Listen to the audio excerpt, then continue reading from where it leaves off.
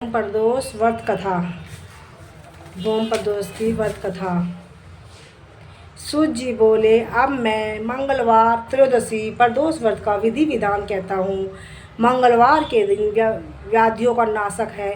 इस व्रत में एक समय मृत्यु को गेहूँ और गुड़ का भोजन करना चाहिए। देव प्रतिमा पर लाल रंग का फूल चढ़ाना और स्वयं लाल वस्त्र धारण करना चाहिए।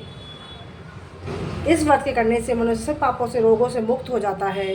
इसमें किसी प्रकार का संशय नहीं है। अब मैं आपको इस बुढ़िया की कथा सुनाता हूँ जिसके व्रत किया वह मोक्ष को प्राप्त हुआ। अत्यंत प्राचीन काल में की घटना है। एक नगर में एक बुढ़िया रहती थी। उसके मांगलिक नाम का एक पुत्र था।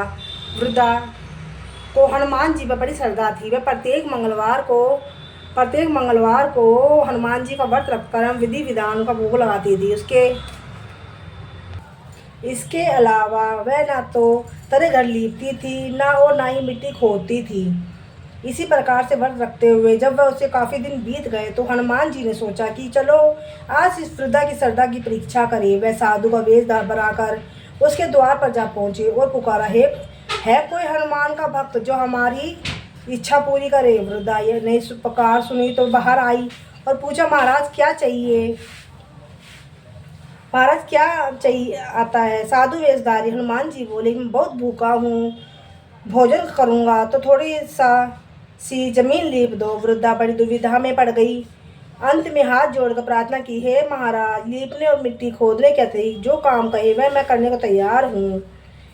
साधु ने 3 बार प्रतिज्ञा कराने के बाद कहा, तो अपने बेटे को बुला, मैं उसे औंधे मुँह लिटाकर की पीठ पर आग जलाकर भोजन बनाऊंगा। वृद्धा ने सोचा तो उसके पैरों तले जमीन खिसक गई। मगर वह बच्चन का हार चुकी थी। उसने मांगलिक को पुकार कर साधु महाराज के हवाले कर दिया। मगर साधु ऐसे ही मानने वाले ना थे। उन्हें वृद्धा के हाथों में से ही मंगलिया को औंधा लिटाकर उसकी पीठ पर आग जलाकर दुखी मन से वृद्धा अपने घर के अंदर जा घुसी। साधु जब भोजन बना चुका तो उसको वृद्धा को बुलाकर कहा कि मंगली को पुकारो ताकि वह भी आकर भोजन कर ले। वृद्धा आंखों में आंसू भर कर कहने लगी कि मैं आपका नाम लेकर मेरे हृदय को आप मंगली का नाम लेकर मेरे हृदय को ना दुखाओ। लेकिन आप साधु महाराज ने माने, मंगली को पुकारा ना पड़ेगा। पुकारने की देर थी। मंगली बाहर हंसता हुआ आया, घर में दौड़ता हुआ आया। मंगली को जीता जागता देखकर वृद्धा को सुखद आश्चर्य हुआ। वह साधु महाराज के चरणों में गिर पड़ी। साधु महाराज ने उसे अपने असली रूप के दर्शन दिए। हनुमान जी के अपने आंगन में देखकर वृद्धा को लगा कि जीवन सफल हो गया। सूत जी बोले, ये ऋषियों, अब मैं आपको बुध त्रयोदशी प्रदोष की कथा सुनाता हूँ, ध्यानपूर्वक सुनिए। शंकर भगवान की जय। शंकर भगवान की जय हो।